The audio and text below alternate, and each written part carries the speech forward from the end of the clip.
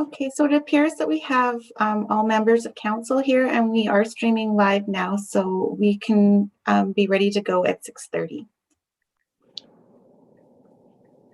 Perfect. And Amanda, I'm just wondering, we didn't do notes for today, so do you still want me to do the roll call?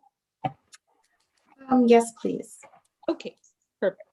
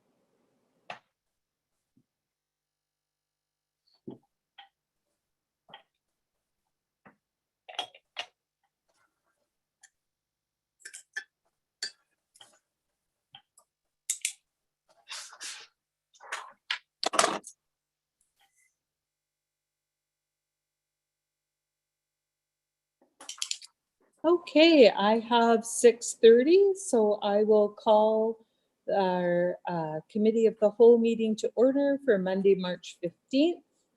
And I will start by acknowledging that we are meeting on the shared traditional lands of the Coast Salish people, and we are very grateful for their assistance.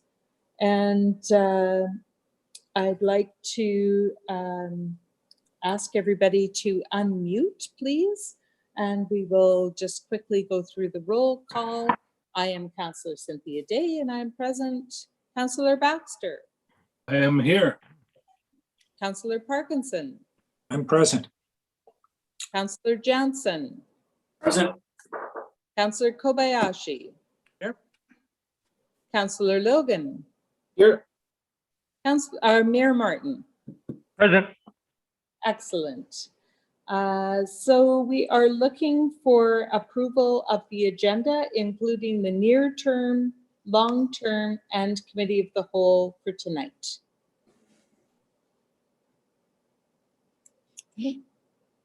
Oh, there we go. Sorry, I was looking for my hands. I have Councillor Logan as the mover and Councillor Baxter as the seconder. Does anyone wish to speak? I just have a quick question on the long-term agenda. The first quarter, we had Metchosin Road taken out of the roads that we are considering. I'm just wondering if there's a reason for that.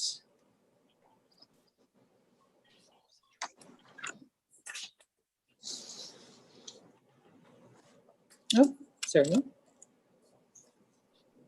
I'll recognize Chief Administrative Officer Robert Earl.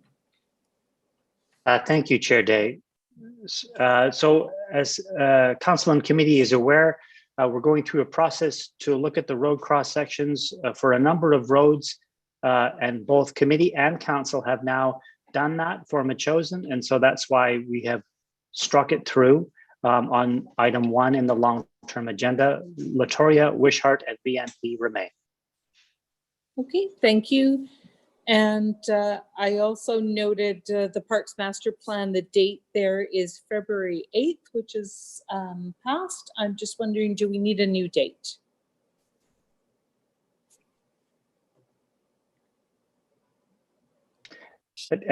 Administration will update this at the next meeting of Council. Perfect, thanks so much. Okay, moving on in our agenda, then we will call the question on approval of the agenda and the near, long, and tonight's agenda. Is there any discussion? Seeing none, all those opposed?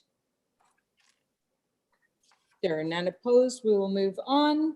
The next is adoption of the minutes. We have, Committee of the Whole from March 1st, Special Committee of the Whole March 2nd, and Special Committee of the Whole March 3rd. If there are, oh, I see hands. I have Councillor Johnson. Oh, are you moving adoption? I'll just move all of that collectively, Madam Acting Mayor. Thank you. Councillor Kobayashi, are you seconding or do you wish to discuss? I am seconding it. Thank you. So it is moved by Councillor Johnson, seconded by Councillor Kobayashi. Anyone opposed to the minutes or have any amendments to propose? Seeing none, they are carried. I will move on to public participation. I understand we have 4 members of the public who have registered to speak this evening. We allow 20 minutes for public participation and we allow 5 minutes per participant. So because we have our full allotment here tonight, I will be using a timer and I will try to let each each speaker know when they have about 1 minute to finish. So I will alert you at the 4-minute mark and then we will conclude at 5 minutes. If you could please adhere to those timelines. You also have the ability to send follow-up information to council via email or many other options besides speaking here tonight. So bear that in mind. We want to hear you and we want to be efficient. Could I ask Corporate Services to admit the first person for public participation? Okay, so our first person, we are going to identify everybody by the last 3 digits of their phone number. So the first person is 250. You can unmute yourself by pressing *6.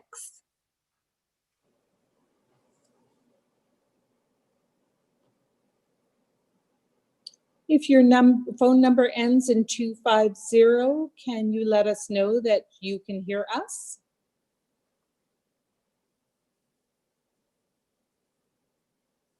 Okay, so it looks like they've unmuted themselves. Oh, there we go. There Yes, we I go. can hear you. Excellent. And your name, please? Daniel Morgado. Okay, Daniel, thank you so much. I'm sure you heard me. We have 5 minutes. I will start the timer when you begin. Okay. Yeah, like I said, my name is Daniel Morgado. I am the owner of 3324 Fulton Road, neighboring property to 3322 Fulton Road. Before I begin, I have submitted a letter to the City of Colwood with all our detailed concerns, including pictures. First, I would like to correct a statement in the staff report summary, which states that the Panhandle lot also provides access to the adjacent property at 3324 Fulton Road through a shared easement. This suggests that the driveway is property of 3322 Fulton Road and shared with 3324 Fulton Road, which is completely incorrect. The driveway is property of 3324 Fulton Road, and there has never been an easement.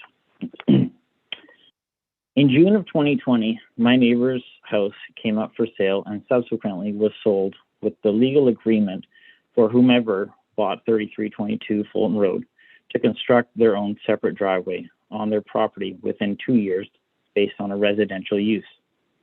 A few months later, I met with a new owner, Marianne. We introduced ourselves and they quickly informed me of their plans to open a small, quiet daycare. They said they would construct their driveway before it opened. After seeing the notice at the top of the driveway, a lot of constructions, and her article in the paper, I realized that it was much bigger than what she had originally shared with me. To be clear, I'm against this size daycare proposal. This is an established mountainside neighborhood. It's ridiculous to suggest that the traffic impact, noise, loss of privacy, and safety concerns that this daycare imposes on me and my family isn't going to impact our neighborhood. The other large daycares mentioned in the staff report were approved based on not being on panhandle lots. They were located on the edge of established neighborhoods and on arterial roads. Fulton Road is considered a collector road, and proposed daycare does not meet the above criteria. I am the closest neighbor to this property. Noise and safety are huge concerns for my family, as I'm sure that they are for the surrounding neighbors. Our bedroom walls are feet away from the proposed parking lot area, where we will hear the idling noises of vehicles, car doors opening and closing, parents transitioning their children in the early morning hours of 6 o'clock to 6:30 a.m. and again at closing 4 o'clock to 5 p.m. It would be ludicrous to assume that a neighborhood would welcome a daycare of this size, where we can expect to see approximately 150 vehicle trips a day, 750 times a week, 3,000 times a month, accessing and egressing a high occupancy daycare in an established, quiet residential neighborhood. There is no clear plan or permit to construct their completely separate driveway on their property in this proposal today, which has been previously agreed to me. Yet they have been moving forward with their daycare renovations, leaving the issue of the driveway unresolved. I'm not going to accept daycare traffic and the liability that comes with it to be put on my shoulders. If a daycare is to be opened, a completely separate driveway needs to be in beforehand. To be clear, my plan always has been to divide the property line by a fence, and this was communicated to the new owners since the beginning. Traffic is a big concern. Access to the driveway from Fulton Road requires a left-hand turn near a steep blind corner.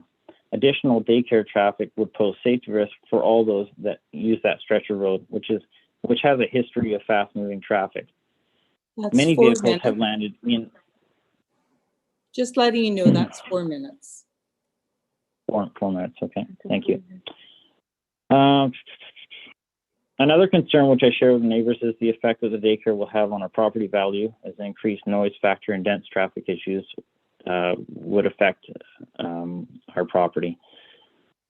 I am the father of 2 beautiful young girls who enjoy riding their bikes up and down our driveway. Since construction has started, the driveway has been off limits to them, and there have been multiple concerns for safety issues for the driveway. For example, workers' trailers came unhitched, rolling 30 feet down my steep driveway, breaking our lamps, smashing into our tree. My driveway has been torn up by an excavator who decided to cut our driveway up to prevent stormwater from running down my driveway. My driveway has been a non-stop path of construction crews, dump trucks, tree fallers, large excavators, one weighing 40,000 pounds with metal tracks going up and down my driveway without previous permission or notification. The daycare is publicly claiming. Stop you there, Daniel. I'm sorry, but that's over our 5 minutes. If you could just quickly sum up. Well, sum up, I'm against the daycare. I feel like it's not taking into consideration what this neighborhood is. And there's a lot of issues that have to be resolved before, before this would be even close to accepted, in my opinion. I respectfully object to the size daycare proposal. Thank you very much. All right, Amanda, would you like to admit our next speaker? Okay, so our next speaker, we're going to identify by 195. If you press *6 to unmute yourself, please state your name and address at that time.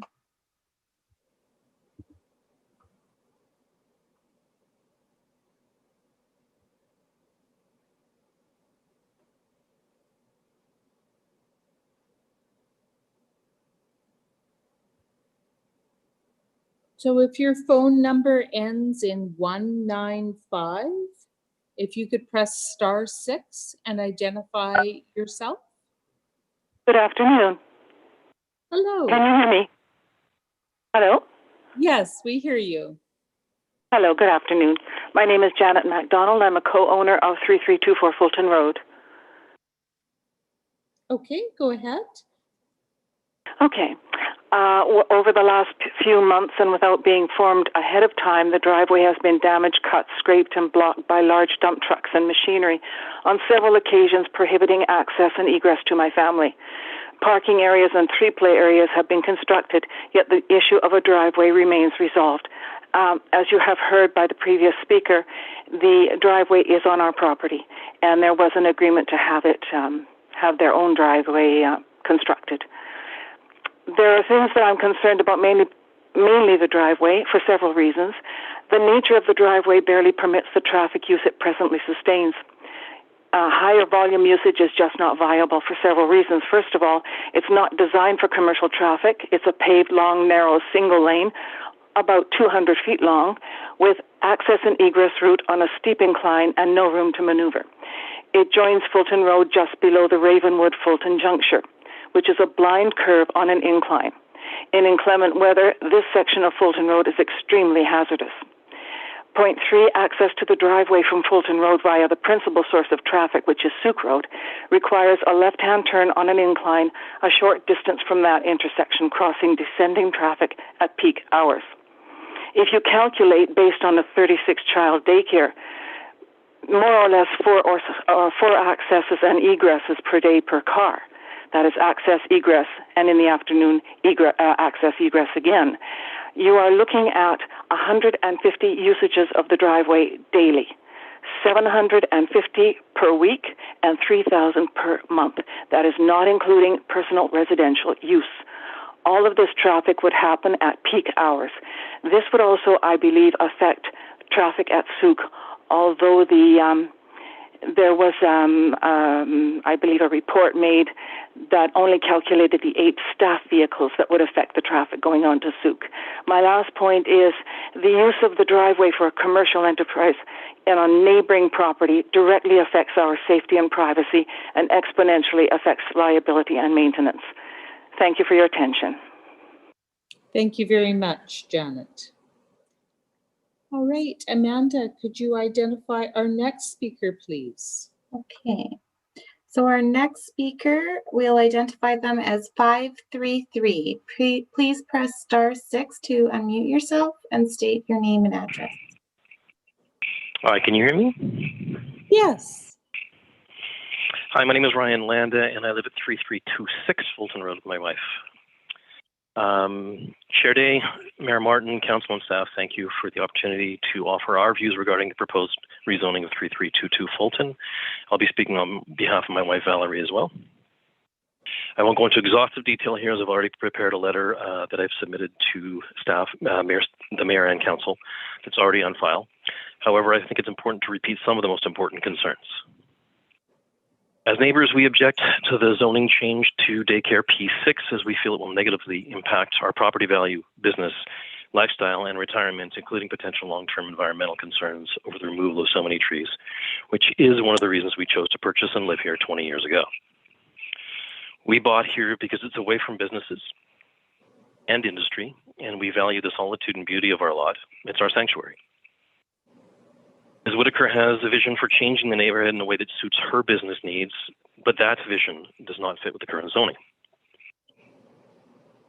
Her desire to prematurely transition from a single-family home to a commercial operation before the defined process has concluded is absolutely baffling. And let's be clear, this is not a philanthropic venture, but very clearly a business and should be conducted in an appropriately zoned area. If the rezoning is denied, as we hope it will be, much of the devastation caused the property to date will have been for nothing. The landscape has already been forever changed by the 10+ trees and shrubs and brush that has already been removed. There are a number of trees visible from our property that are marked with bright red paint, presumably still to be removed. The level of work that has already been done to start building the daycare, or a suite as they're calling it, which is what they're permitted for, has marred the landscape in a way that we believe was never intended for this area. Ms. Whitaker claims to want to have a daycare in the forest, but this is not that. It's a residential neighborhood with certainly far fewer trees now than when she started. She has been operating her existing business at a converted home on Souk Road for the past several years. That property has been on the market twice since 2019. I think it's a fair question to ask why she didn't purchase it, but rather chose a property less than 2 kilometers away that needed to be completely renovated to suit her needs on a panhandle lot with a single-family capacity septic system that bylaws already state is not suitable for P6 zoning.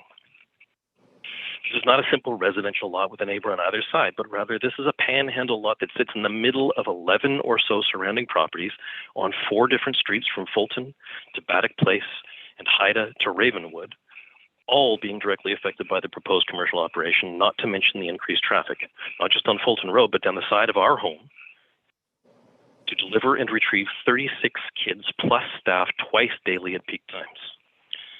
This increase in traffic will significantly impact all residents who use Fulton Road, not to mention obvious problems with inclement weather. We've had 3 cars in the ditch at one time in front of our house, a UPS truck in the ditch next door, a Colwood fire truck stuck on the road in front due to blowing its chains, and a stuck Colwood plow trying to rescue that fire truck. Whitaker and her spokesperson, Leanne Johnson, parallel being in the community with positive community engagement. However, they have disregarded the community in their process at every turn and have attempted to expedite the rezoning process by claiming Colwood staff and council have been dragging their feet by not prematurely ruling. There's a process in place to rezone a property and many factors to consider, including environmental impact, adequate sewage needs, safety, and us, the neighbors' concerns too. It takes time to address all the concerns of stakeholders, and the process cannot be rushed. Due to the pandemic, I've been forced to work from home, and I don't see that changing. The additional noise that we can expect from 36 children, joyful or otherwise, mere feet from my office, will have a devastating effect on my productivity and the ability for me to meet virtually with clients and colleagues and focus on my work as a video editor, audio engineer, designer, and creative content professional. And wearing headphones isn't always an option. What makes her business more important than mine and others? Anecdotal evidence suggests that it could negatively impact our property values, which will in turn affect our financial well-being. Having this daycare so close will also adversely affect our tenants, the quality of life, and their retirement, along with future rental revenues. Just I can't stress enough how we're at 4 minutes. Pardon me? 4 Perfect, minutes. thank you so much. Elapsed. Wrapping up now. I can't stress enough how difficult this situation has been for my wife and I. We are private people and we respect the privacy of our neighbors. And many of us purchased in this area for the same reasons, the peace, the privacy, and the beauty of the land. To close, I want to be clear that we are not against daycares in the right location, but again, this is not that. Maybe this is a case of buyer beware, but buyer beware. With respect, we sincerely hope council will reject the rezoning application before any further damage is done. Thank you.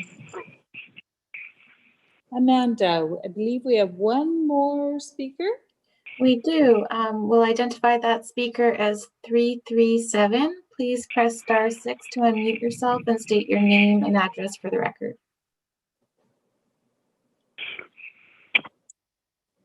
Hello, this is Celine Winchester. I'm at 3316 Fulton Road. Excellent. Am I being heard? Yeah. Okay, thank you. Go ahead. Okay, thank you.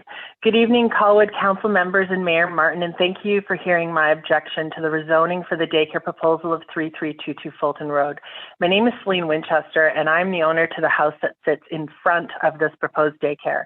One can completely convert a house into a daycare. One can rip out all the trees and bushes and lay concrete. But there's one thing one cannot do. One cannot change the location of a property, and this location is completely inappropriate for a daycare. I moved to the island from Edmonton 10 years ago and bought what I believe to be my last home in Colwood in September 2018. I was looking for peace and quiet and believed I'd found it as my home was surrounded by beautiful trees and complete privacy. Less than a year after buying my property, the blasting started and lasted a full year. Only a month or two later, the home behind mine was sold, and I had someone at my front door telling me that she was a new owner, was going to be opening a daycare for 25 to 40 children in this single family property. She could see the shock on my face and said, "Don't worry, we keep the kids very busy so they won't be loud and noisy." Since that day until now, I have lost more sleep than I knew the human body could endure. I'm a frontline healthcare shift worker working with some of the most mentally ill people in BC. My job can be extremely stressful and dangerous, and so my home literally has to become my sanctuary. I also participate in the home share program and have an autistic adult who resides in my home. In other words, my plate is full, and I moved to Triangle Mountain to live in peace. Since Ms. Whitaker has purchased this property, we've had nothing but noise, destruction, decimation of the forest, and construction all around. We have all endured hours and hours, days and days of chainsaws, tree shredders, dump trucks, excavators, and on and on. To have bought a home for its nature and privacy and see it destroyed day by day and week by week has been extremely stressful for all. The bulldozing of bushes and smaller trees happened before any permits were even pulled as per Colwood. When a tree permit was approved for 5 trees and the 100-year-old healthy trees came crashing to the ground, my house literally shook. These are not trees you can replace. You can't replant a 100-year-old tree. Later, another tree permit was approved and even more were torn down. I found the article on Alphabet Zoo Daycare in the Gazette most offensive. You cannot be preaching about how important nature is to children and their development while you literally destroy nature all around this property. The hypocrisy is astounding and crystal clear. Soon after the visit by Ms. Whitaker, we all received a letter stating she wanted to be honest and upfront about her intentions for this property. There is nothing in her letter about the construction and destruction that was about to assault our neighborhood, and there's nothing stating 40 children either. Her letter states, yes, there'll be more noise than the average single-family home. However, the noises are of children having fun. The intention is not to antagonize our neighbors. I think the loveliness of children screaming and playing is subjective, and to say you don't want to antagonize your neighbors, but then cause so much upheaval to a quiet neighborhood is ironic to say the least. Now, let me be clear. I have nothing against daycares. I was, in fact, a daycare kid myself, and still to this day, I have a relationship with my daycare teacher who I've known since I was 5. I'm not disputing that our society needs daycares and that Colwood may indeed need more daycares. This is not a case of not in my backyard. It's a case of not in my backyard because it's a residential zone and a panhandle lot and completely inappropriate location. I've noticed other daycares nearby, and they're all in main roads with commercial properties attached or nearby. On February 19th, I went outside to my backyard and saw the absolute devastation of all the trees and bushes that had been ripped out. I gasped and took my phone to take some pictures. Seconds later, my phone rang. It was Ms. Whitaker who said, "What are you doing on my property taking pictures?" I said, "Excuse me, I'm on my property taking pictures." She said, "Why?" I asked her if she had any idea how much stress she has caused to this neighborhood, to myself, and to my autistic adult with all the noise and destruction. She immediately escalated, saying, "This isn't a neighborhood. You don't even know each other's names. You don't have barbecues." I thought that's such an odd comment because if I was to describe my neighborhood before her arrival, I'd say we were a very quiet neighborhood. We all respected each other's privacy and property. I think those qualities are more important than barbecues. And trust me, we should know each other's names now. She then started yelling, "It's not going to be a daycare. It's not going to be a daycare. I've run out of money and Colwood wants too many things done." I asked her, "Well then, why have you gone to the media? Why are we meeting with council in March?" I asked her what now. I'm going to PG for the council, but what she yelled was, "Well, I would have moved my family in here, but I don't want effing neighbors like you and Dan." I told her that swearing at me was uncalled for and that she didn't even know me. She replied, "Well, I know you're reporting me to Colwood every 5-10 minutes. I told her that was not true.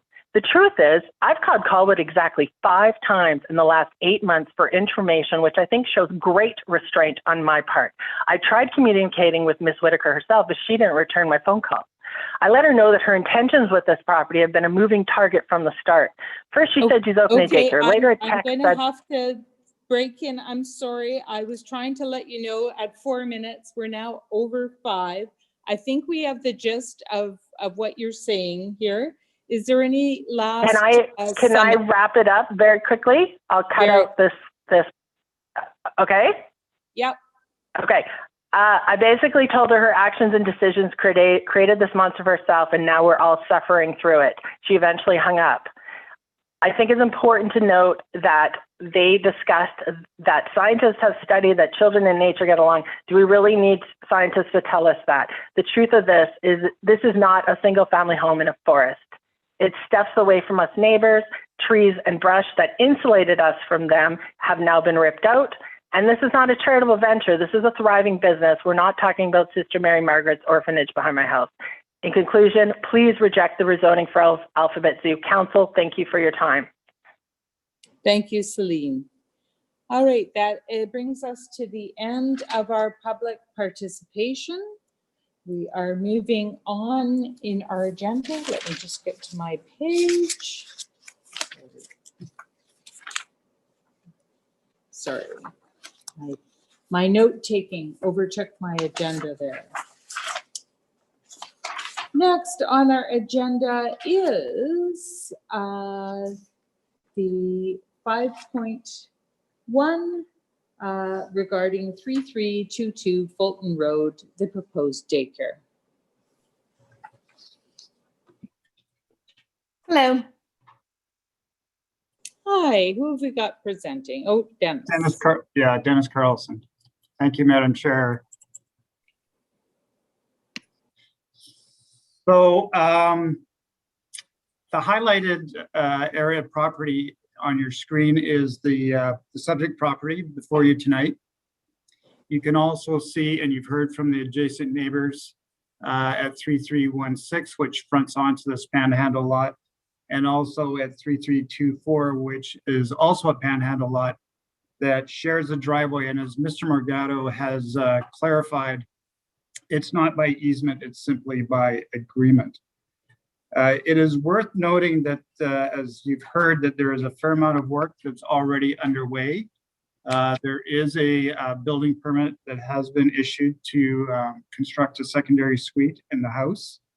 10 trees were removed, 5, and in compliance with the tree bylaw, 5 were done last year, and additional 5 were removed at the beginning of this year.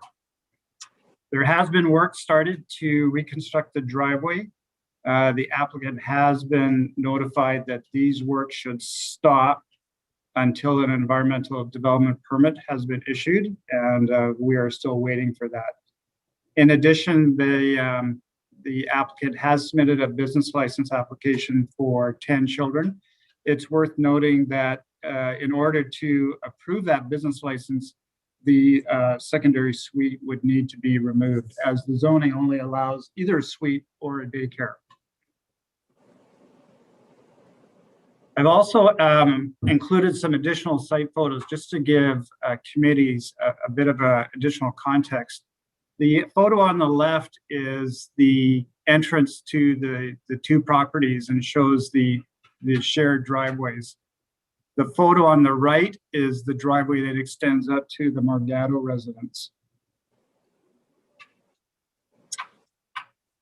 The photo on the left is the subject property. As you can see, it is under major reconstruction as part of their renovations. The photo on the right is looking towards the property at 3316 Fulton. That area where the container is and the trees have been removed is proposed, if this rezoning goes through, to be the area that would accommodate an outside play area for the children in the daycare, as well as the parking that would be required. The proposal is to rezone the property from R1 to P6, which is the daycare zoning, to allow a maximum of 36 children. There would also, as I mentioned, be an outside play area, and additional 8 parking spaces to accommodate both staff as well as pickup and drop off of the children. And as I mentioned, the driveway will be reconstructed to entirely on the owner's property, which is part of the reason that the tree removal was necessitated. The site plan illustrates some of the features that I've mentioned. On the left of the screen is identified where the children's play area is, as well as the parking as required for pickup and drop off, as well as for staff, and also the driveway, which the applicant has indicated will be located entirely on their property. So to give some zone comparison, the current R1 zone allows daycare up to 10 children with no restrictions on the lot type. So for example, it could be located on a panhandle lot. As I mentioned, it's not permitted in conjunction with a secondary suite, and the parking would be based on 1 per employee plus 2 for pickup and drop off. The P6 zone that's being requested has a maximum number of children of 32, except a provision was made for a daycare on Machosen Road to have a maximum of 37. It specifically does not permit daycares on panhandle lots. So if the zoning was advanced by council, there would need to be an amendment to the P6 zone to allow a maximum of 36 children at this location, and also to allow a daycare on a panhandle lot.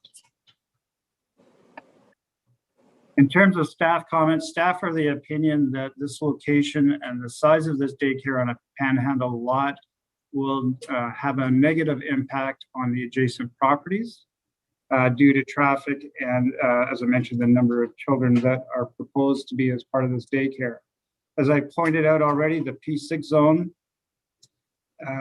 which is applied to similar daycares in Colwood, are typically on the edge of neighborhoods and in most cases front onto major streets. I should point out, if this zoning was adopted by council, a further environmental development permit would require for the site work to accommodate the parking and the children's play area.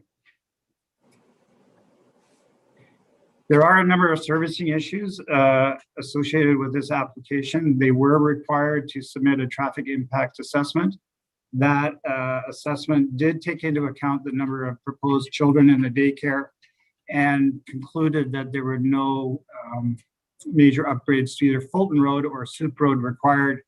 However, staff will be looking further into adequate sight lines from the driveway onto Fulton Road if this application advances. In terms of frontage works, the city's bylaws require that if the value of the building permit exceeds $300,000, which I'll touch on in a moment, full frontage works would be required, including curb, sidewalk, and sewer. And in respect to the sewer, there are really only two options here. One is they would have to demonstrate that they can upgrade the septic system on site to accommodate the proposed daycare. The site is currently not serviced by a sewer. It is about 175 meters from this property. So if they were not able to demonstrate that they could provide sewer on site, they would have to extend that sewer to the frontage. The other issue worth noting is that there will be a building permit required to change the occupancy from its current single family with a secondary suite to a daycare. The indications are that the works to undertake this would be significant. Finally, the staff recommendation is that committee consider recommending to council that the application be denied, or alternative, committee is considering recommending to council that this be forwarded. Staff are recommending that there be some provisions done at first and second reading in order to provide some assurances whether this application is actually feasible. First of all, providing information that the sewer for the proposed use can be accommodated. Secondly, providing an estimated cost and extent of the works that would be required to change the occupancy to a daycare. And finally, if the works exceed $300,000, as I mentioned, that the extent of the frontage works would also be clarified. This concludes the staff presentation, and I understand that the applicant would also like to make a presentation. Thank you. Okay, thank you. Hello, I'm Laura Lee Johnson, and okay, you may have 5 minutes. Yep. Thank you. I just want to say thanks for council for listening to us, and I respect everyone's opinion and all of my neighbors, and we're sorry for any inconvenience this has caused. When we bought this house, there was a suite already in it, but it was not finished. There was drywall missing. There was dilapidated and non-functioning bathroom. So any of the construction we are doing is to get the place just nice enough to live in. we are sad about the taking down of the trees, but we are trying to also accommodate the driveway because we did not know that we only owned 6 inches of the driveway when we purchased the place. So we can't have a driveway and have trees at the same time. So we're trying to fix that and accommodate everybody. We had Cascadia Services come by and talk to them about doing the biological services. And thanks to Dennis for saying that, you know, we've touched base with him on that, and for also mentioning that we have done a traffic assessment, and we do intend to have a septic tank that is more than sufficient for what we need. And I just wanted to say, we are sorry for any inconvenience. Nothing we have done is trying to speed up the process or do things wrong or not follow the steps that we are supposed to do. And everything that council and the city has asked us to do, we have done. And yeah, I think that's basically it. We're trying our very best to be accommodating to everyone. We're sorry that not everyone is happy. It looks like it probably won't be a daycare anyway, but at least it will be a functioning house, which would be nice. And anybody who bought that house would have to be doing renovations and construction to it just to make it livable. Okay, thank you. Are you finished? I think so. I think that kind of addressed what everybody said.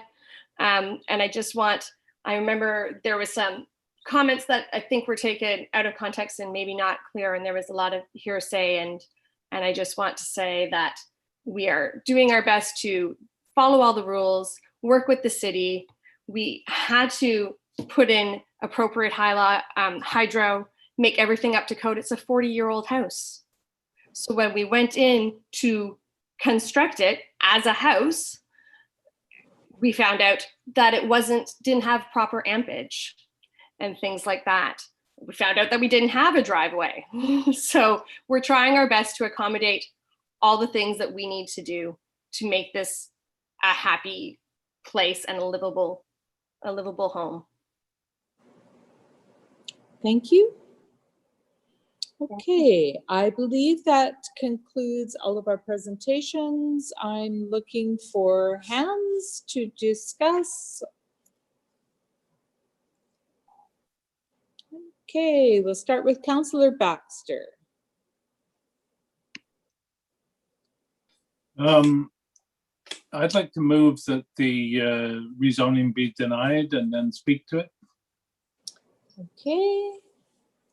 I had Councillor Jansen with his hand up, so I'm happy to second that motion, Madam. Okay. Great, thank you. So that is a motion that is moved and seconded. Sorry, getting it out of my way here. Councillor Baxter, would you like to motivate? Sure. There's no question that we need more childcare spaces in Colwood, and I would dearly like to see more, but we can't let that override all other considerations. And I speak, well, firstly, the OCP and the zoning bylaw, they exist for a reason, but equally the mechanism to change those things exists for a reason. So we have to weigh this carefully, and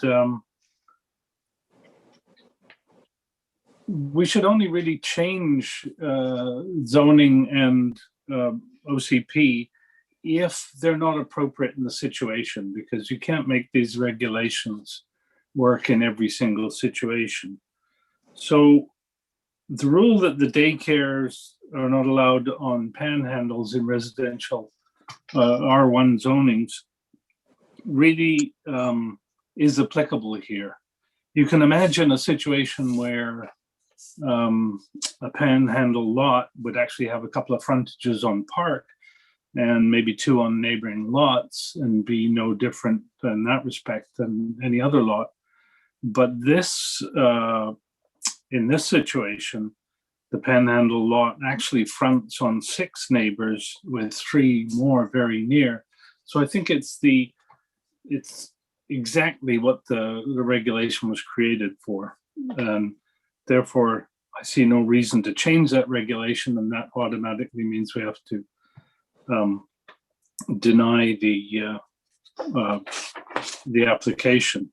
But I also want to comment on the slope of the road at the entrance to the daycare. And under today's regulations, that road could never be built that way.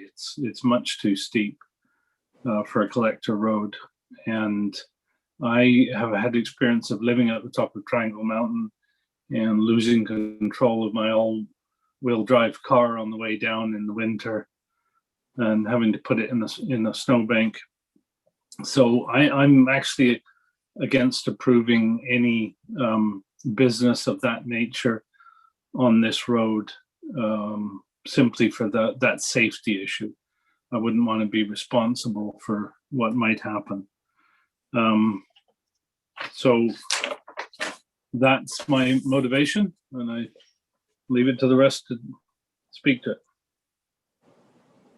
Excellent. Councillor Jansen, did you want to speak?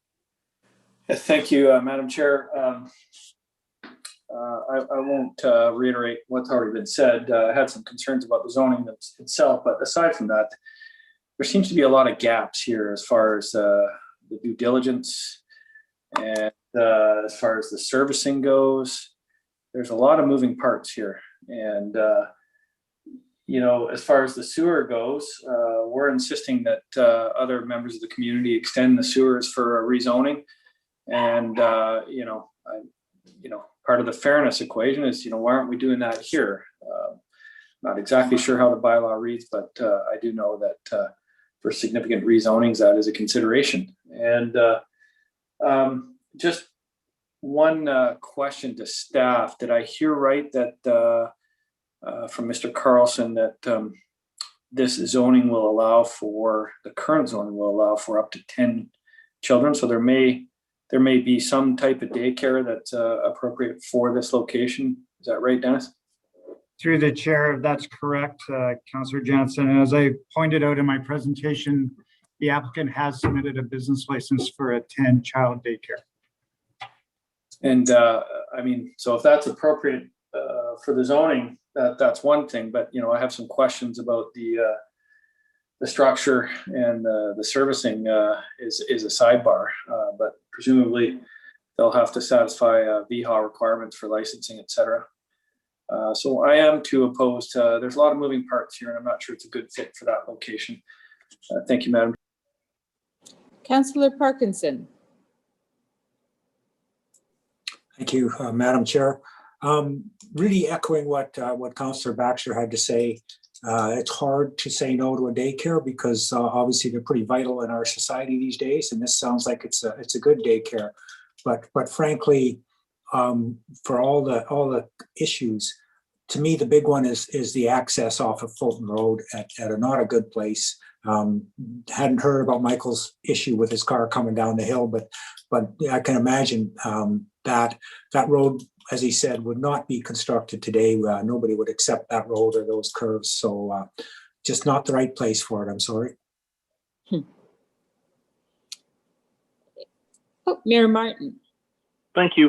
Through the chair to staff, can you just explain to me how a panhandle suite or a panhandle lot does not have an easement?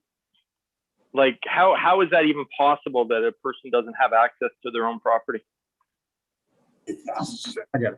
Through the chair to Mayor Martin. So these are both panhandle lots. They both have access to Fulton Road.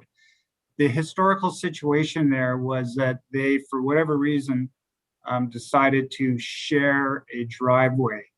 And as you heard from Mr. Morgado, they are now at the point where they no longer wish to continue sharing that driveway, and the applicant is moving their driveway onto their own property. The end result will be two driveways one serving each property.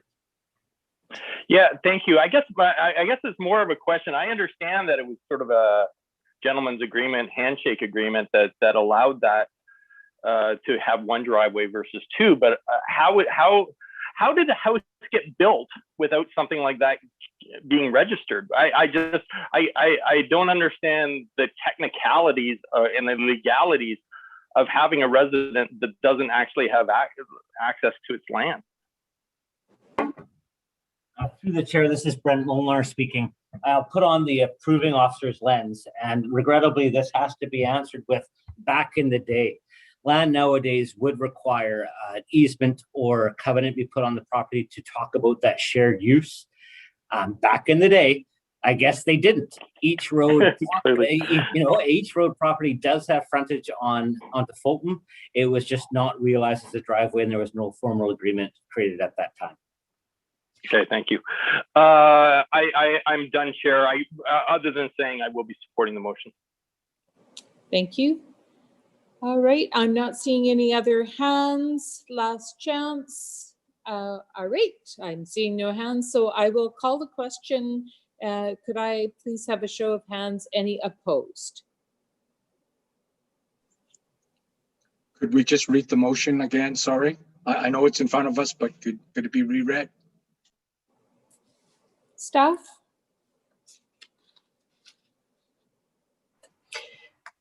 Through your chair, the motion in front of you tonight is that committee of the whole recommend to council one of the following: recommend to council that the application be declined, or recommend to council that the appropriate zone. Excuse me. Sorry. Sorry, excuse me, staff, but Councillor Baxter has already made the motion, which was to recommend to council that the application be denied. So we don't actually need to hear the other one.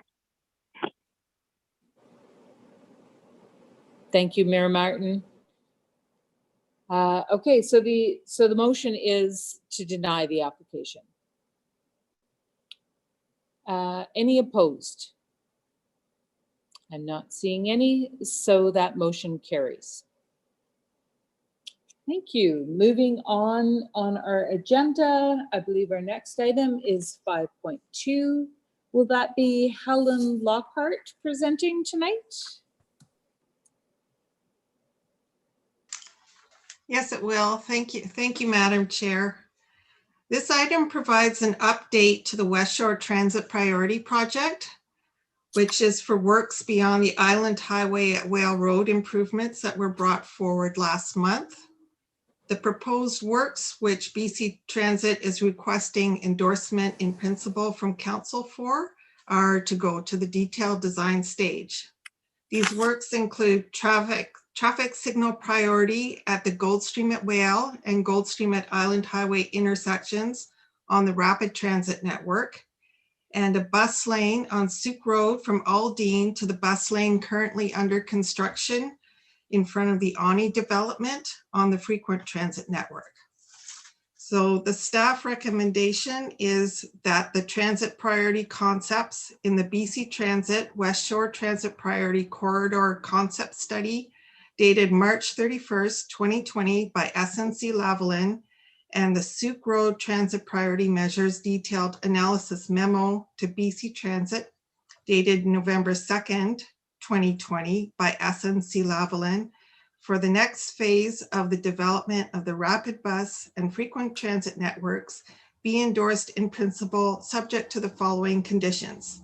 1, that BC Transit undertake additional planning to ensure that the proposed improvements can be integrated into the next phase of the implementation of the rapid bus network on Goldstream Ave at the Whale Road and Island Highway intersections, and the frequent transit net corridor on Souk Road between Aldine Avenue and Colwood Crescent East.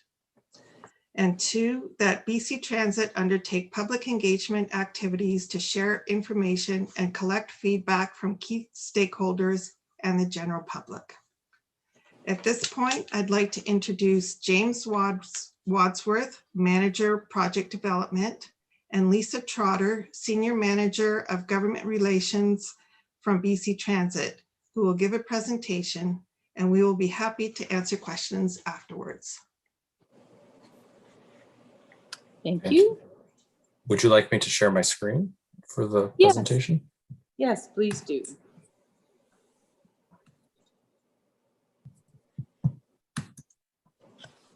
Okay. Can you see that? Yes, that looks Okay. great. All right. I'll just go do an overview of this. Just a reminder, we're here to talk about the West Shore Priority Project and seek endorsement so we can move on to the next phase of design. Just a reminder, we've been working on this for a while, and we've implemented bus lanes all the way from downtown Victoria out to Tillicum Road, and now the Mackenzie interchange also has bus on shoulder lanes through it. And you're kind of fading in and out. If you okay, could stay by your mic. How does that sound? It's a little quiet still. Okay, let me. Does this sound better? It does. Okay. And the other area that we've been working on with Colwood and Vurel staff is the Island Highway, which is a separate project, and that's now at 100% design. And we're going to move forward with a business case, and we do have funding this year to start on construction work on that. What we're talking about here is the West Shore Transit Priority Study, so that's further out into Colwood and Langford. And of course, this is all based on the Transit Future Plan, where we're trying to double ridership over the next 25 years and transform the transit network from today to one that has a rapid bus network that goes from downtown Victoria out to the West Shore, as well as lines on Mackenzie Avenue to UVic and from downtown also out to the peninsula. So we do have a rapid bus strategy as well that we're developing. We're going to see, I think in the near future, some branded buses that are going to appear on the corridors that connect all of these areas that we're talking about. It includes the transit priority treatments we're talking about and branded services and probably more frequent service. And the first phase, of course, is the phase between the West Shore and downtown.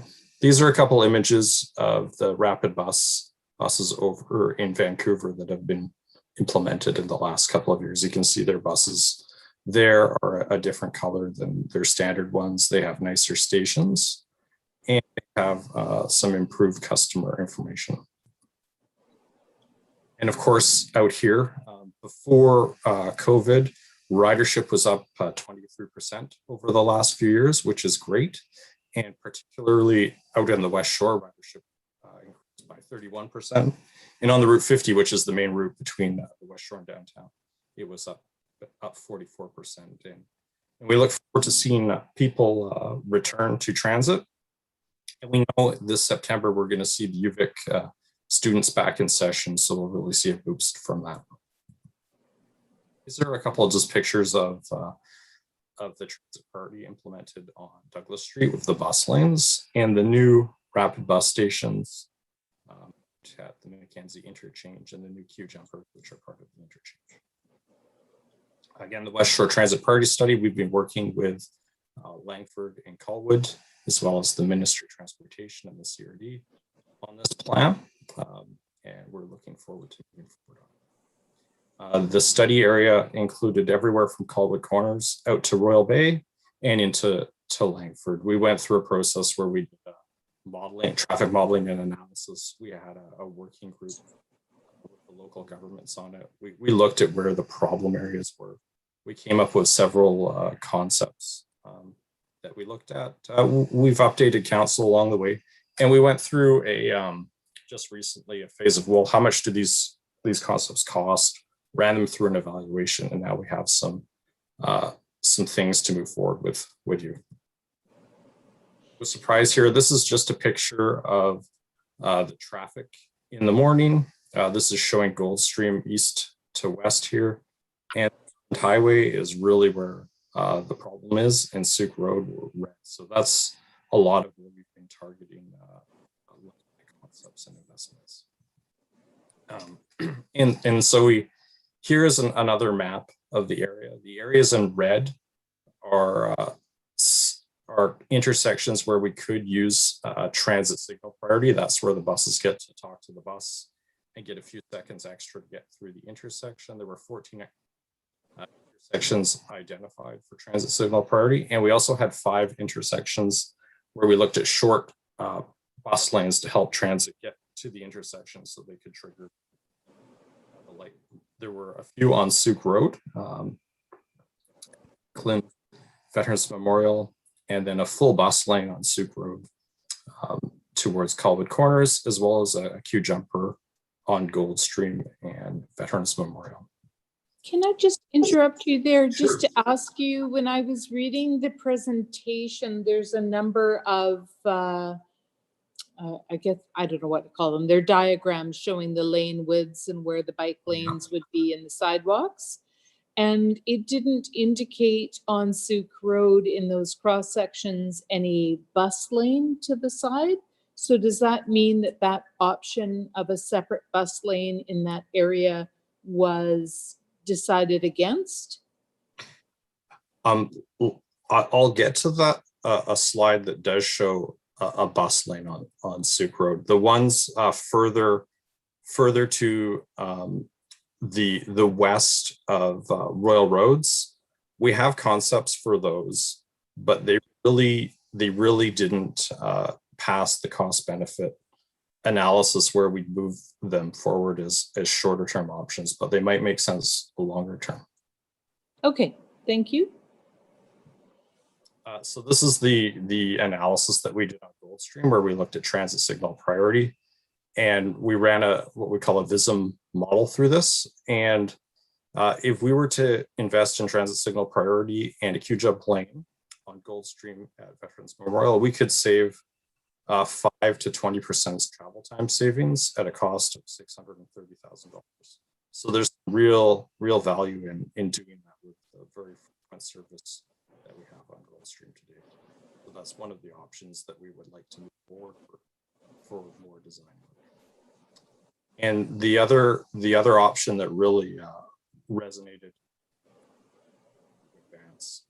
We can hardly hear you again. Oh, I'm sorry. Okay, the other option that we'd like to advance is an eastbound bus bike lane from Aldine to Colwood Corners.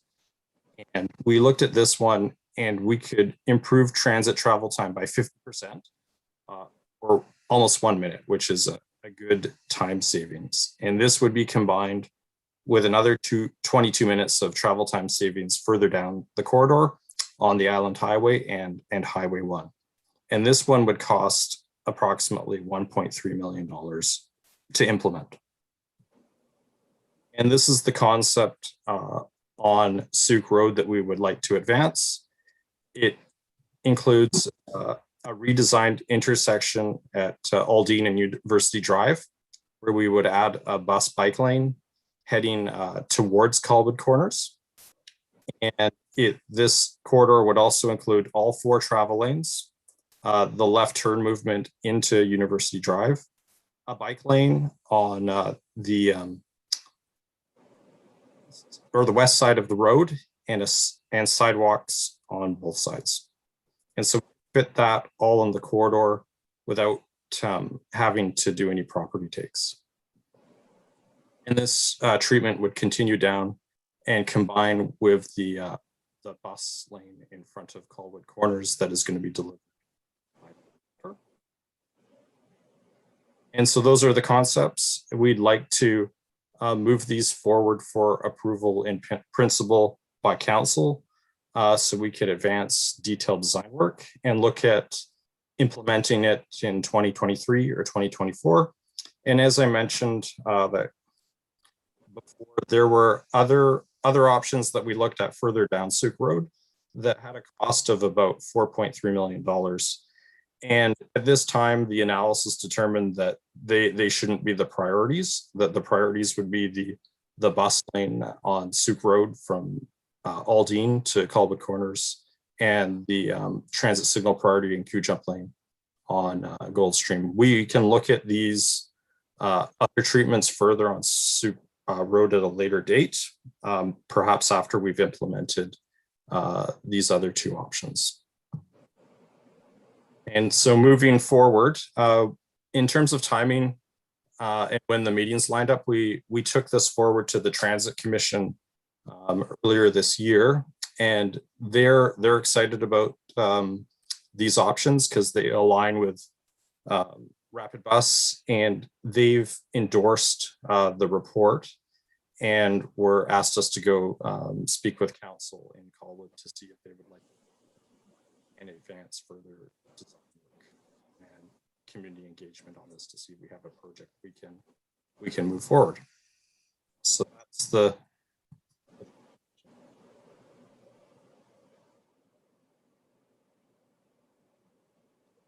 I can't hear you at all. oh, that presentation is complete. Thank you. Okay, thank you. Sorry. Okay, no problem. Councillor Jansen. Thank you, Madam Chair. I'm happy to move the recommendation. This is exciting, and it's high time that we got moving on this, and I'm excited to hear that this is seen as a priority by transit. So I will certainly endorse putting this forward to council. I will move the recommendation. Thank you. Next, I have Councillor Kobayashi. Thank you very much, Chair Day. Just a quick question for staff again. I know this has been stated in the past, but could you just remind me of what portion of the costs are borne by the city and which are borne by the transit? And how, I guess the second part of the question is how we plan to pay for our portion, whatever that may be. Is it, I don't recall, is there I don't think there's a specific reserve fund for this or not. Is this taxation dollars, or is it coming out of DCCs, or where's it coming from? Thank you. I recognize Mr. Molnar. Thank you very much. And through the chair to Councillor Kobayashi. Actually, if it's acceptable by you, Councillor, I'd like to ask James. You've heard staff speak to what our expected costs are to the municipality. And I think it's more valuable, if I could offer it, to have BC Transit clarify that. So there's no ambiguity. James, would you mind speaking? I would be happy to, Brett. Thank you. Thank you, sir. So what we're doing with these is the local government share is being paid for by the Victoria Transit Commission because there's a regional benefit to these investments. So really the only cost to the city of Colwood would be staff time to participate in making sure we have a design that is acceptable. We're paying the costs of the construction project and any of the studies through BC Transit. If we were in a case where there was non-transit scope that the city of Colwood would like to add to the project, then we would have to look at a cost sharing arrangement. Thanks very much, James. I thought that's what was said before, but I just wanted to make sure I was crystal clear on this. Thank you. Next, I have Councillor Parkinson. Thank you, Chair. Just a few questions. Hopefully somebody can clarify for me rapid bus versus frequent transit, just what makes one versus the other. The second question was that you talked about a shared bus bike lane matching up in front of the Omni development at Colwood Corners. I'm just wondering, does that extend on the other side of Colwood Corners, and how far does it go? And the third one is I noticed a lot of these cross sections, you have 1.8 meter wide sidewalks. Certainly a desire, I think, on our part to have 2 meter wide sidewalks. Was that looked at? Is there just not room, or has anybody looked at making the sidewalks a little wider? Okay, so maybe I can start with the treatment or rapid bus. So rapid bus would be a limited stop service. So the stopping policy for it would stop every 1 kilometer. So it's a rapid bus would have could have branded buses and branded customer information. It might have an interesting name to it rather than a standard bus route. And then frequent transit would have very frequent transit service, so 15 minutes or more frequent than that all throughout the day. But it would be like a typical standard bus route. Bus stops would be every 200 to 300 meters along the corridor, and it wouldn't have service branding. Both of them are very high quality types of transit. One just stops more often than the other. Thank you. in terms of the concept design, is the shared bus bike lane goes from Royal Roads all the way to Colwood Corners, and past Colwood Corners, a bus lane picks up again around just past where the Denny's is. And so in that section, there's a gap because I think we'd need a property take to get more work. That's probably a future phase at this time. And then I don't know if maybe Colwood could speak to the 1.8 meter sidewalk versus 2. I certainly can. And through the chair, sorry, Chair Day. Yeah. No, it's all good. Thank you very much. Councillor Parkinson, this is a concept in principle, and to staff, what that means is that those details have not yet been worked through. In earlier 2020, we did bring about the prioritization of the Sucro corridor forward for at least committee's consideration, and made it straight through council resolves as well, that prioritized in the same manner that the OCP did. So that formed the guidance for our discussions back with transit. And quite frankly, we're looking for the next aspect of, and are keen to work with transit to try and figure that out. And staff would have to return to council back with almost the scoping exercise once that became more resolved, enter transit. If you look at some of the sketch plans that are included with the report, you can see that the full corridor is largely used in terms of what's shown right now, which is that 1.8, but it's getting down to that granular detail that I can say has not yet occurred, but we're more than pleased to have council consider this in terms of this a rough intent and then scope later on. Thank you, Brent. Next, I have Mayor Martin, or sorry, Councillor Parkinson, were you done? I am. Thank you very much, Chair. Yeah, thank you. Mayor Martin? Thank you, Chair. Obviously, I'll reflect what Councillor Jansen said. Very excited that these steps are moving forward, and very excited that the Transit Commission has chosen to invest into the West Shore and specifically into Colwood. Could staff with BC Transit, I know the answer to this already, but I think it's just important to just put it out there. Could BC Transit staff just comment on the funding and the security or insecurity with COVID? And, you know, is there any likelihood that this project would need to be postponed because of ridership levels being so low presently? Through the chair, I think that I could take that question for Mayor Martin, if I could. The funding in terms of BC Transit, there's a couple avenues of funding that we would be considering for this project long term. What James Wadsworth has referred to is part of the capital plan. And I think that we have, as he said in his presentation, secured that funding to begin some of the work in the next couple of years. The other stream of revenue that we look to is for the service hours planning. So once we're to put buses on the road, we want to look into having more frequent service or rapid bus service. It might require some investment in service hours. And certainly through COVID, we did see a decrease in ridership, 80% in the beginning, and now we're back up to about 50. But we're seeing really positive things with vaccinations coming and with schools going back into session, and we get a great deal of our funding from the post-secondary institutes, Royal Roads, Camosun, and UVic, so that's a good sign. We also were very happy to receive Safe Restart funding through the government, through the province, to allow for and make up for some of the funding shortfalls due to COVID. So that helped BC Transit be in a much better position and be able to make up for lost fare revenue for up to 2 years, as well as all the additional costs for continued cleaning and sanitization of buses due to COVID. So I think that we're in a pretty good position as it stands financially today. And we're very hopeful that in the next year to two with vaccination and everything, that we can see that bounce back in fare revenue and ridership and feel like we're in a good position to move forward with plans like this. So we don't want to take our foot off the gas, so to speak, on planning for the future, because we do think that we'll be ready when it comes. Thank you.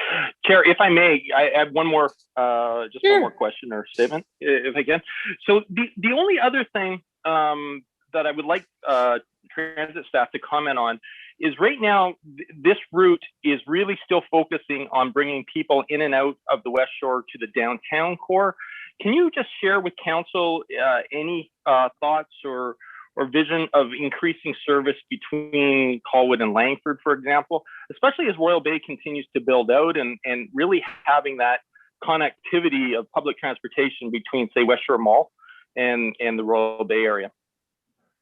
Certainly, through the chair, Rapid Bus is one thing and one plan that we're looking at throughout the region. And phase one, of course, is the West Shore to downtown. And we're looking at future phases to go from the peninsula to downtown and also from uptown to downtown and maybe Mackenzie to UVic. So there's other corridors that we're looking at for rapid transit. But in terms of just better frequent transit connections and better connections in general in the West Shore, we know that there's been very active growth and development on the West Shore and huge population growth. So although we did already complete a local area transit plan for the West Shore, we've recognized that it's already dated. So this year we are embarking on a new West Shore local area transit plan. And during that, we'll be reaching out to stakeholders in all of the West Shore to look at how we better connect those communities and also look at opportunities for increasing service in new developments. And I know there's going to be new schools and certainly also the development in Royal Bay and making sure we have better access there. So I think that's another part of the work that we're working through this year. And I think you'll be hearing more about that as we get closer to that local area plan and doing public outreach on that plan. I don't know if you had anything else you might want to add, James. Yeah, I would just add that we do see two-way service on these routes out here. And in fact, some of the trips in the evening where commuters who maybe live in another part of the region who come out here to work in the West Shore, we had to put a double-decker on the reverse trips because they were so busy with people leaving the West Shore between 4 and 5 in the afternoon. So that's a good sign that there's employment out here, that people are choosing to take transit and it's working for them. And I think that definitely the Royal Bay area is something that was identified in the West Shore transit plan that we have, that the Route 52 needs some more service on it. And I know that I used to work for the service planning staff a lot, and I know that's on the near the top of the list for other West Shore investments. Thank you, Chair. Thank you. And I have Councillor Baxter next. I just wanted to thank BC Transit for the fantastic work they're doing to bring bus service out here, and the response of the public shows how much it's appreciated. Those increases in people traveling by bus before COVID hit is remarkable and bodes well for the future of traffic management out on the West Shore and between here and downtown. And I'm sorry, James, I probably won't be riding that bus because I've just got a brand new electric bike, but I'm sure all of the people who will be riding will be very happy because it saves them a big chunk out of their day. So thank you. Thank you. Excellent. So I just have a couple of questions for BC Transit I'm just trying to think how to describe this, but from March of 2020, in the draft final report on the West Shore Transit Priority Corridor Concept Study from SNC Lavalin, it's page 81 of our agenda package for those who'd like to find it. At the very bottom of the page, it says it is recommended that a microscopic simulation of the key frequent network corridors, Souk Road and Veterans Memorial Parkway, be completed to fully capture the corridor transit travel time savings in order to determine the benefits achievable. Is that in the current plan?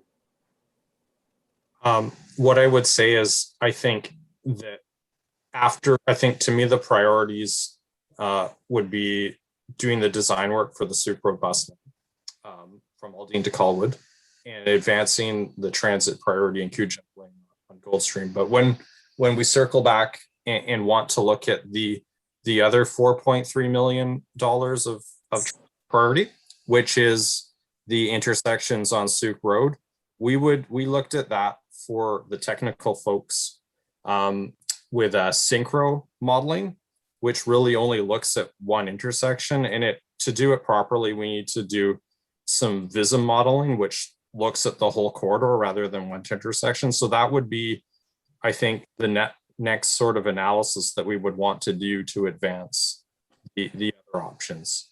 But that's something that I think we should be circling back to at a later date, and we should focus probably on these other two options to advance over the next 2 years.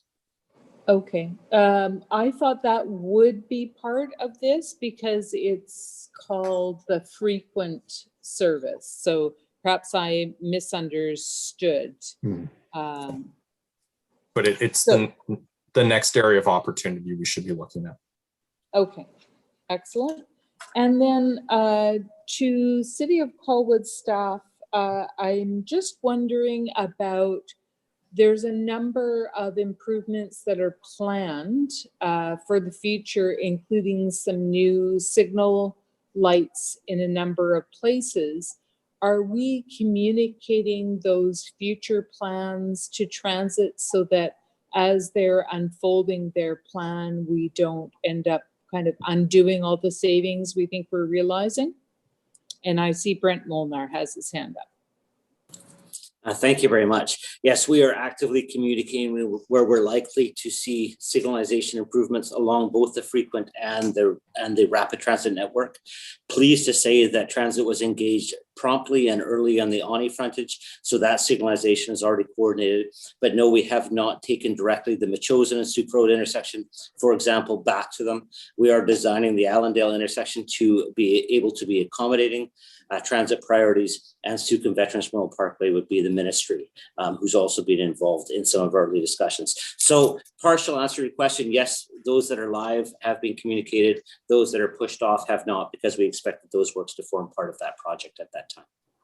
Excellent. And are we still envisioning a new light at Colwood Crescent?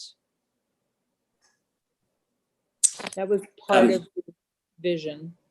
Yeah, interestingly enough, we did do a traffic model when we considered the zoning for 85 Belmont, which is now 2901 Jerome.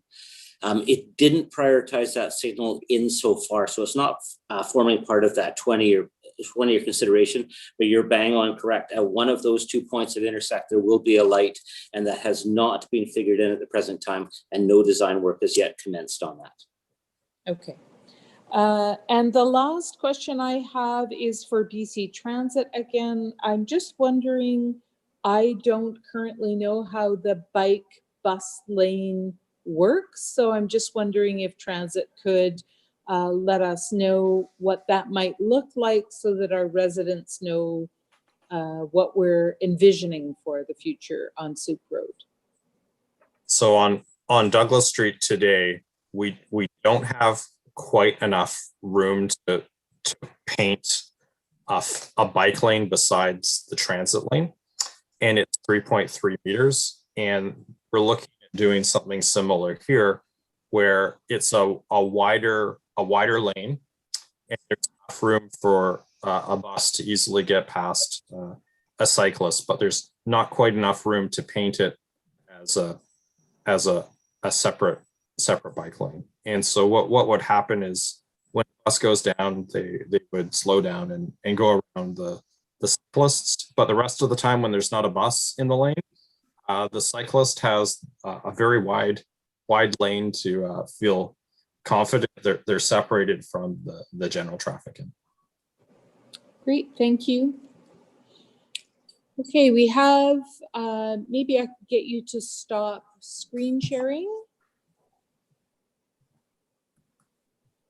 There we are, everybody. So we have a motion on the floor, and I'm just going to look for that motion to read it out for the public. Just a moment. Too many papers for the chair.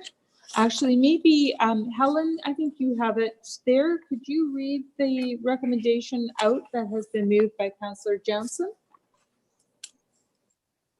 Yes, the recommendation is that the transit priority concepts in the BC Transit West Shore Transit Priority Corridor Concept Study dated March 31st, 2020 by SNC Lavalin Incorporated and the Souk Road Transit Priority Measures Detailed Analysis Memo to BC Transit dated November 2nd, 2020 by SNC Lavalin for the next phase of development of the rapid bus and frequent transit networks be endorsed in principle subject to the following conditions.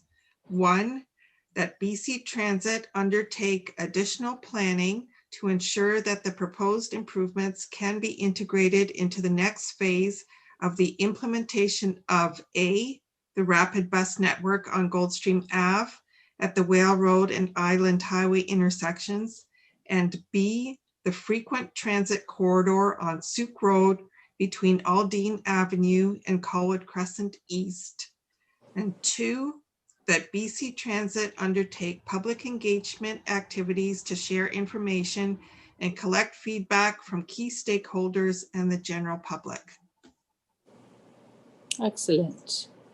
Okay, we have the motion. It's been moved. Did anyone have anything last niggling? I'm not seeing it. So anyone who is opposed to the motion?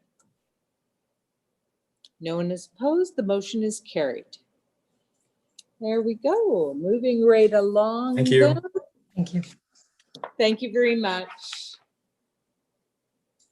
Goodness. How many pages? Our next meeting of the Committee of the Whole is going to be on Monday, April the 19th, and I'm looking to adjourn. Who would like to move? Sorry, Councillor Day. I don't think that doesn't sound right. April? We're not having another committee. You mean? I believe that's what it says on my agenda, so I was believing them. We do have budget tomorrow. Can I speak? Yes, this is Amanda. So our next regular scheduled Committee of the Whole that Council approved the schedule for 2021 is April 19th, but we do have a special Committee of the Whole tomorrow night for budget, and that's the next one after that, March 19th, or sorry, April 19th. Then I apologize to both staff and to Chair Day. That felt like a long way away. It's not that long, trust me. Councillor Jansen, you have your hand up? Yeah, I was going for the adjournment before Councillor Logan. Excellent. So thank you so much. Oh, I still see a hand up. Oh, it's just Councillor Jansen again. There we go. All right. Oh, I still see another hand. There we go. We're all playing games with putting our hands up. So I've lost my place. Someone moved adjournment. I know Councillor Jansen wanted to. So I will say that we are adjourned and we will see you tomorrow night.